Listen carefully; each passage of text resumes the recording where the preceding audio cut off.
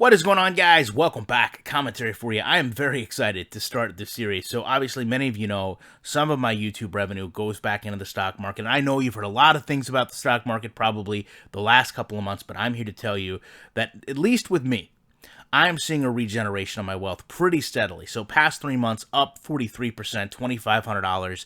It does seem disconnected from the actual society problems that we have, which is a bit concerning. But I know when I post these on my forum pages, people get taken back. They think, did you just write a check for $8,000 yesterday? Where did this money come from? Are you concerned about that money? I'll never have that amount. I get all this different feedback. And trust me, I remember those feelings.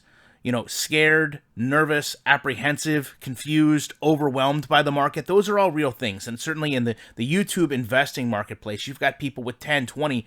I've got one guy follow $300,000 in the market. I know how stressful and intimidating that can sound. So I wanted to do something completely different. Let's get Robinhood out of here. Let's not talk about managing that $10,000 portfolio. And I said, what would be a fair amount of money to start with? $10 a month? Seemed reasonable to me. 2 video games, $120. It's enough money where I can buy stock with it, but it's not so much money there's this big barrier of entry. It's also, in fairness, not that this is my plan, but there is risk with investing. It's also not that much money where if I lost it all, my world would end, my car would get repossessed, all those things. It just wouldn't happen. It's $120. I don't want to lose it, but I'm not planning on losing it. That's the thing. You go into the market with a plan, you execute your plan, and then the unforeseen doesn't always happen. It can, but it doesn't always. So Webull, very easy to navigate. Went through, put in my bank account information, took the $120, confirmed the deposit. They give you instant buying power through a provisional credit. I don't know that I'm going to use that right away because I'm going to wait for a down day to do this. They also give you free shares. One of the things I really regretted with Robinhood was not showing you guys the free shares that I get. This was actually the one for opening my account. These are all a foreign bank. I believe they're in Buenos Aires. So not only that one, but I also did get a referral when I deposited, as well as 2 when you guys joined, and I picked them on different days, but they're right in this $10 mark. So I don't know how I'm going to deal with that. Technically, I did put in the $120, but with those shares, it does put me right at like 156, probably somewhere in that neighborhood. So I don't know how that's going to factor into things, because I really don't know what I'm going to do with this portfolio. $120, to be fair, is not a lot to be dividend investing with in terms of growth. I do want to balance my portfolio a bit. I do want some dividend growth stocks for sure, but I also may want to deal with some spec plays that are going to get me some capital relatively quickly. Am I going to make this $120 into $1,000 in a week?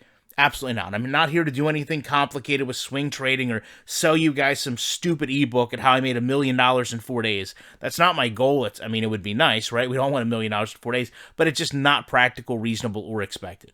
I'm hoping the first thing I can do is maintain this money. If I can grow it a little bit, that would be great, but I really want to take this journey again and really respect and understand it more, because the first time with Robinhood, I was just putting in money and putting in money and buying and buying and buying, and I didn't stop to better respect and appreciate the process of growing what was there.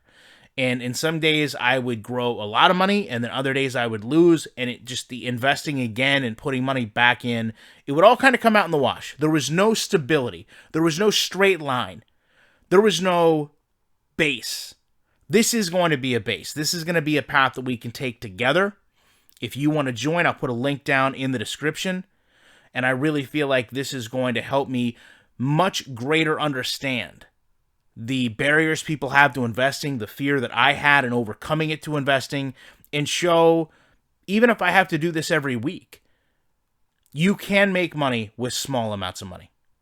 So as I've said right now, even though I'm up a little bit, I'm going to let these shares clear.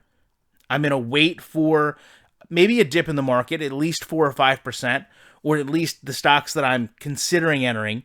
And once those things occur, I'll go ahead and make a purchase, hopefully show everything live on here. Not live, but you obviously know what I'm saying. Show everything as I do it, and then we can all kind of work through this together. If you hate investing and you want to see me lose all my money, great, you can be here. If you like investing and you want to see how I can work around with a small amount of money, even better. Overall, though, like I said, to me, it's going to be much more about the journey than the amount of money involved. Love to know your thoughts on this. Appreciate you checking it out. And I will be back in the week with more commentary.